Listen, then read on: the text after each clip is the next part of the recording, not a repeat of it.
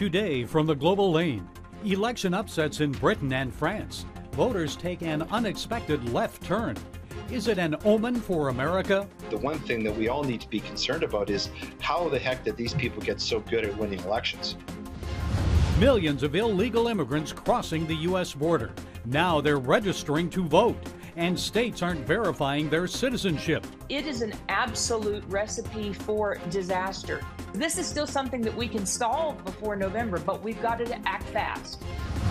The former college soccer star who alleged sexual abuse at North Carolina State. Now he's helping others overcome their trauma and hurts through biblical words of wisdom. With any form of suffering, this in particular, we need to discuss these things head on. Bring it to God because He can handle it. And hugs for Putin. India's prime minister talks Ukraine peace with the Russian president. And it's all right here on the Global Lane. Turning left instead of right. Election results in England and France surprised political observers when voters embraced parties on the left rather than more conservative ones. Well, here to explain why it happened and what it may mean for the future is Leighton Gray. He's Senior Fellow of Canada's Frontiers Centre for Public Policy and host of the Grey Matter podcast. Leighton, surprisingly, both England and France have made an unexpected turn to the left. Why? Well, it's a great question. I think the short answer is that the left is getting very good at winning elections. And this is something that those of us who are on the other side of the case need to be very aware of. Of course, we've seen the situation in the United States in 2020. There's still a great shroud of uncertainty and speculation, suspicion around the results of that election. We've had the last two elections in Canada in 2019 and 2021, where we know that the CCP was interfering in our national elections. And we see now over in Europe, kind of living out what John Calvin once said, and that is that when God wants to judge a nation, He gives them wicked rulers. But there's features of what's going on in France that I think will be very familiar to Americans. For example, this idea of a protracted election.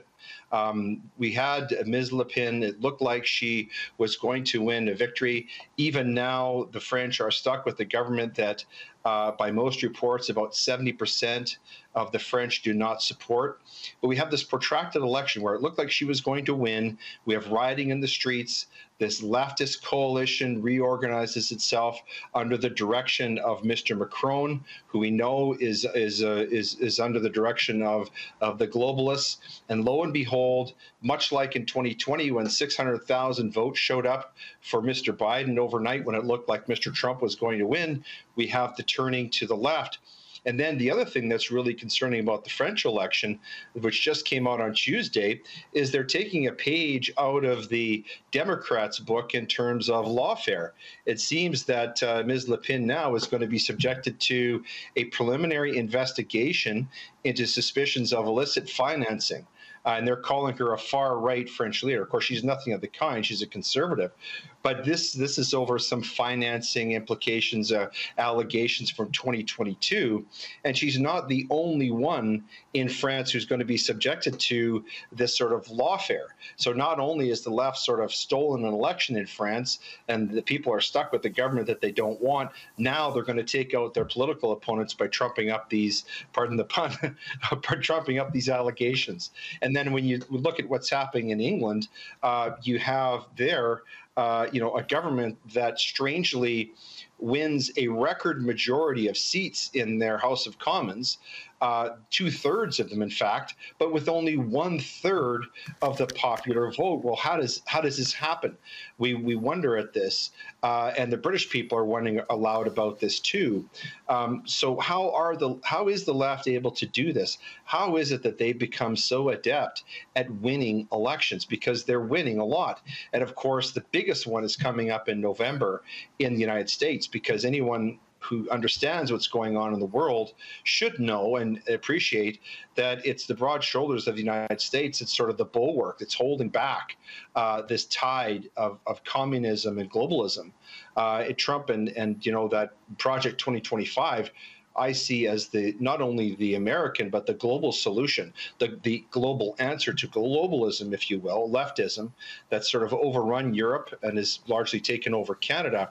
And so if the Democrats are able to repeat their success of 2020, and this may be why Mr. Biden seems to be so confident, even though his numbers are so low and he's had such a horrific, performance in the recent debates with Mr. Trump. That may be why he's so confident that they're going to win. I don't know, but the one thing that we all need to be concerned about is how the heck did these people get so good at winning elections? And NATO members gathered in Washington this week for the 75th anniversary. Liberals are sounding the alarm, saying if Donald Trump is reelected, he'll exit NATO. The alliance will collapse. Is that just fear-mongering, or didn't he pressure member states into contributing a larger percentage of the NATO budget when he was president? Did he not? Well, I think Mr. Trump truly understands NATO, because unfortunately NATO has been co-opted. It's become like the World Economic Forum. It's become like the WHO. It's become like these other globalist organizations that really seem to have been infiltrated by the left. I believe by the CCP. I believe all these organizations have been corrupted by the CCP, which is, of course, attacking U.S. Global hegemony. From Alberta, Canada, Leighton Gray, thank you for providing your insights. We appreciate it. Thank you, sir. Have a great day. Non-citizens receiving registration forms so they can vote in this fall's elections. Our next guest says it's happening in 49 states throughout the USA. Here to explain is Catherine Engelbrecht. She's founder of True the Vote, a group dedicated to empowering citizens to protect election integrity. Catherine, so how is this happening? Where specifically? Give us some cases that your group has uncovered.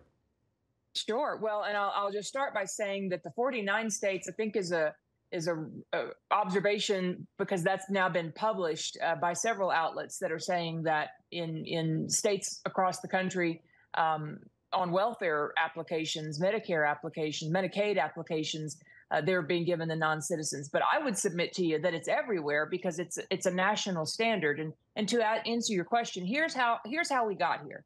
In 1993, there was a piece of legislation passed called the National Voter Registration Act. At that point, voter registration was baked into social services applications. What are social services? Anytime you get a driver's license, your social security card, welfare, Medicaid, Medicare, food stamps, housing supplements, on and on, all the kinds of supplemental programs that you can get from the government now have, or as of 1993, have voter registration applications baked into them. We still have independent forms, but generally speaking, it's that social service catch-all that really presents the problem. Well, how do we know then? How do we know then if someone is a citizen or not when these registrars get these forms back? You don't, and that's the scary part, because back in 1993, the social service programs were only available to citizens. That changed under the Obama administration, when many of those programs were expanded to now be offered to non-citizens. Flash forward to 2024, and really since the Biden administration took over, and what's happening at the border with their press through these social service programs. We've all heard about what's happening at the border with these migrants being given access to all manner of programs. Well, just part and parcel of that is voter registration. And you make an excellent point, Gary, because here is the rub.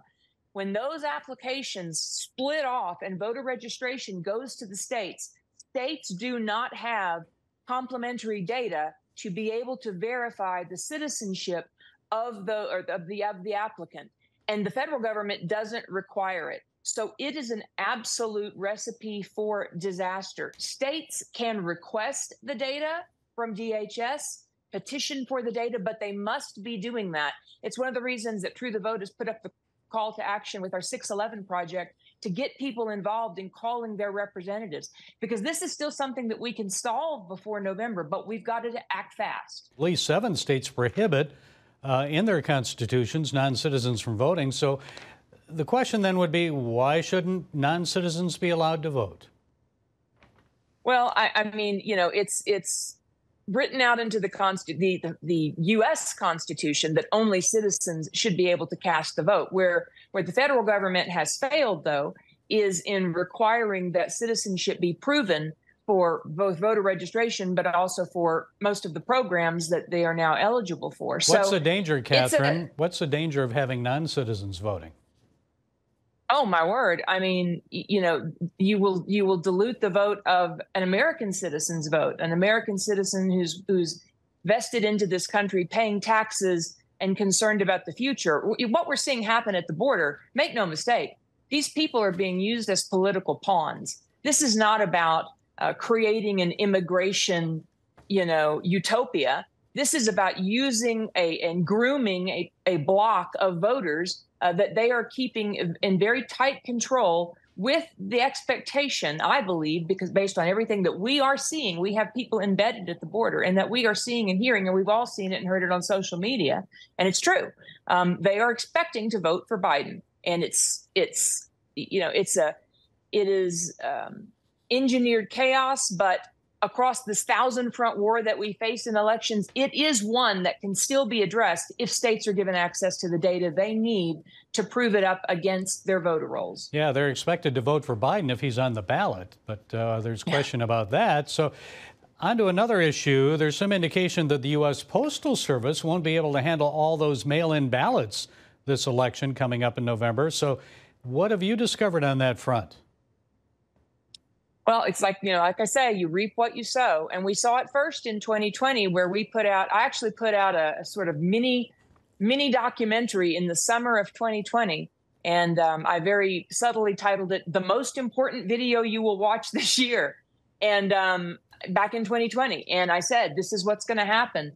Counties are not prepared for this tsunami of paper ballots. And it requires an entire upstream adjustment in process, much less what happens with the United States Postal Service. So for the Postal Service to be coming out now and saying that there are problems is cause for concern. And the clear remedy is, don't use the Postal Service to cast your ballot. Either take that paper ballot if you're going to get a ballot in the mail, and go turn it in person, or just vote in person. But many, if you receive the ballot through the mail and then you send it back through the mail, that sending it back, studies have shown your ballot's going to be handled by 10 or 12 touch points before it finally gets to the county. That's a lot of insecure handoffs.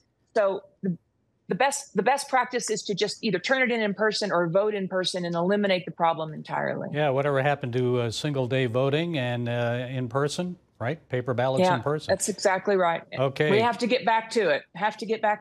Okay, Catherine Engelbrecht, True the Vote. Thank you for being with us. We appreciate it. Thanks so much.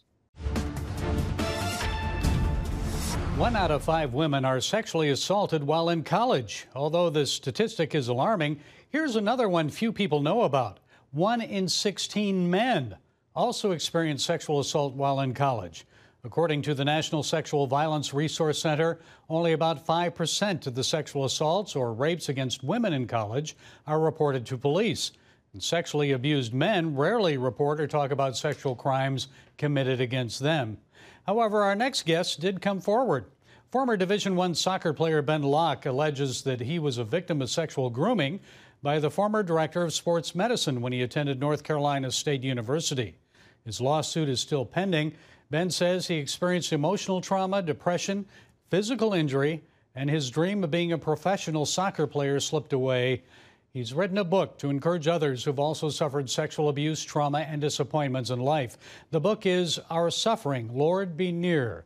Ben, it took a lot of courage to come forward. Few men talk about their sexual abuse, so why did you go public?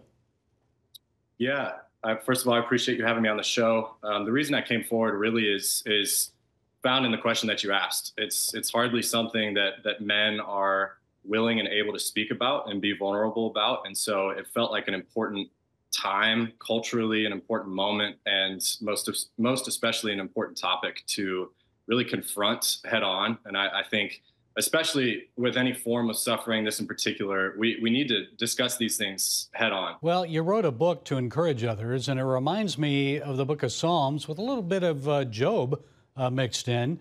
So tell us briefly about how it came about. Yeah, so originally, as my playing career was ending, I ended up in the hospital. I got very sick. I had been involved in a car accident, ended up really in the emergency room, and spent the next 2 or 3 years on bed rest. And so I was physically incapacitated. Mentally, I was dealing with the effects of what had happened in my past, and then struggling with a chronic illness, which turned out to be an autoimmune disease. And so, as in that moment when I was in bed, not able to do anything, I started reading. And as you mentioned, I went to Job, I went to the Psalms, and found my own voice in that. I was really inspired by the way that Job and David prayed. And so I just began writing down my prayers in a journal. And that's really the book, In Our Suffering, Lord Be Near, is my journal. You were angry at God, and you asked, "Where are you, my God? Where are you?" I know a lot of people ask that when darkness, devastation comes in. Someone with terminal cancer, a parent who has lost a child, someone raped and abused. So what do you tell them, Ben? Where is God in those moments? Has he left them? Absolutely not. I think what's important for people to understand is that God, not only is he able, but he wants and is willing to hear those things from his people. It might feel like God is distant. It might feel like you're totally separated from him. Why? Where are you? But in bringing those things back to him time and time again, he proves himself. He proves himself to be present. He proves himself to be with us in those moments. And so that's really my encouragement, is there is no experience, no emotion, no question that we can't bring to the Lord. And so really it's a proving ground. It's an opportunity for the Lord to follow through on what his word says and on what his promises are to us. So bring it to God because he can handle it. Well, you also write, suffering is the most important experience in life. I am redeemed in affliction, for suffering brings me closer to Jesus. So tell us more, especially for someone who may be watching this and is going through dark and difficult times. Yeah, suffering is, in my opinion, the thing that makes us most like Christ. It's one of the promises that we find in Scripture, is that if we follow the Lord, we will suffer. That's something Jesus said. It's something he promised us. And so really, when suffering hits, our first reaction is not often to be grateful because of the fact that it makes us like Christ. But the refining process of suffering proves that. It is something that, for me, eventually, and this was not a quick process by any means, and it's still ongoing, but I look at my suffering and I say, Jesus came to this earth. The creator of the universe came down in human form to suffer for me. And so if I have the opportunity to suffer and be more like him in that, then really there's no more important experience than a person can go through. I know from the time we first come into this world, we pursue all of its treasures, wealth, possessions. And you write, though I still hope what the world can give me, empty-handed, it leaves me. In a moment, the things of this life can disappear, except my God. So you're not saying we should live a life of poverty, are you? What do you want people to know? No, not particularly. I think that really the point there is God, if God is willing to strip us and refine us, we hear people talk a lot about the process of refinement. And what that really means, it's important for us to know exactly what that prayer means, because what that represents is, God, come into my life and remove and strip away anything that will separate me from your presence. Well, I've got to ask you this, because where does forgiveness come into that healing process when you've been abused? I mean, have you forgiven your abuser? That's a fantastic question. The answer is, and I think this is important to talk about, forgiveness. The misunderstanding, and this is how it was for me for a long time, was that forgiveness is a one-time action. It's something that I say, I forgive you, and therefore I have forgiven a person. And that couldn't be further from the truth. The process of forgiveness is, when it comes to really intense things like some of the things I've gone through, that's a lifelong process. That's a lifelong decision. And that's the other important thing about forgiveness, is that it's a decision. It's a choice. I woke up one day and realized that bitterness had grown and really taken hold of me in such a way that it defined my life, because I had not forgiven the person that had done what they did to me. And so, to answer your question, yes. Okay, Ben Locke, in addition to your book, In Our Suffering, Lord Be Near, you also write, I guess, Evensong, which is a weekly digital journal of prayer. I'm assuming we can find the book and the weekly journal online, correct? Correct. The book is available everywhere books are sold, Amazon, Target, Barnes & Noble. Evensong is really something I wanted to create to develop something a little more communal. It's just once a week, Friday morning, pops into your inbox. And I want that to function a little bit more as a two-way street. So I want people to read it, engage with it, respond to it. But yeah, that's a little more informal, and both those things can be found on social media and can be found online. Okay, Ben, thanks for joining us today. We appreciate it. God bless you. Thanks for having me. We often hear reports about Vladimir Putin's use of foreign troops to help fight Russia's war in Ukraine. Now we can confirm that Indian nationals lured to Russia with the promise of good-paying jobs were trained and sent to the front lines to fight the Ukrainians. During his visit to Russia this week, Indian Prime Minister Modi received a Putin pledge to discharge the Indians who want to return home. While world leaders and leftists push Israel to end its war with Hamas terrorists, no one is urging Putin and Ukrainian President Zelensky to do the same.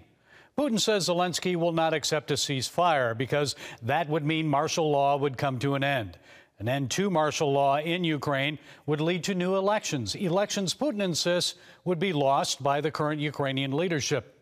Although Putin has a point, I'm sure he'd like to see pro-Russian leaders elected, Ukrainians who would acquiesce to his demands that Russia be allowed to keep occupied eastern regions of Ukraine. Modi told Putin hearts are pained when people see innocent children killed. That may have been a vague reference to the Russian bombing of the Children's Hospital in Kyiv, a crime against humanity. Modi urged peace talks, and after the meeting he said he's hopeful for peace, and India is ready to provide support. If only NATO and other world leaders would share Modi's optimism. Can Putin be trusted? No. But folks, you have to start somewhere. And maybe Modi, a mutual ally of Russia and the West, is the one to move peace talks forward so Russia and Ukrainian troops can join Indian soldiers in returning home to their loved ones. Well, that's it today from the Global Lane. Be sure to follow us on the CBN and NRB channels, YouTube, SoundCloud, iTunes, Spotify, and Rumble. And until next time, be blessed.